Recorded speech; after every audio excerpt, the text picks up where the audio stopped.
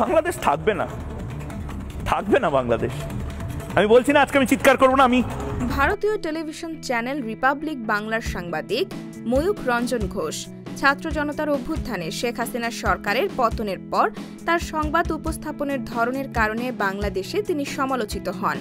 এবার আলোচিত এই সাংবাদিকের নিজের ভেরিফাইড ফেসবুক অ্যাকাউন্টে বৈষম্য বিরোধী ছাত্র আন্দোলনের অন্যতম সমন্বয়ক ও জাতীয় নাগরিক কমিটির মুখ্য সংগঠক সার্জিস আলমকে নিয়ে একটি পোস্ট দিয়েছেন।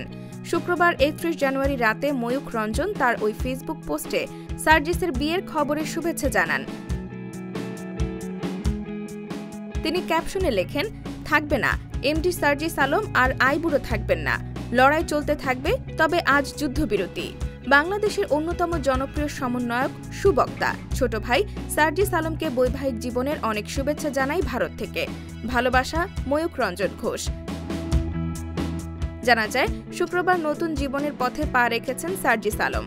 বিকেলে যুব ও ক্রীড়া উপদেষ্টা আসিফ মাহমুদ তার ফেসবুক পোস্টে সার্জিসের বিয়ের খবর জানান। সার্জিস আলমকে শুভেচ্ছা জানিয়ে তিনি লেখেন, নবজীবনে পদার্পণে অভিনন্দন সার্জিস ভাই, বিবাহিত জীবন সুখের হোক। পোস্টের সঙ্গে একটি ছবিও শেয়ার করেন তিনি, যেখানে বরের সাজে দেখা যাচ্ছে সার্জিসকে। ছবিতে আরও রয়েছেন উপদেষ্টা মাহফুজ আলম, তথ্য উপদেষ্টা নাহিদ ইসলাম, যুব ও ক্রীড়া উপদেষ্টা আসিফ মাহমুদ এবং বৈষম্য বিরোধী ছাত্র আন্দোলনের আহ্বায়ক হাসনাত আবদুল্লাহ।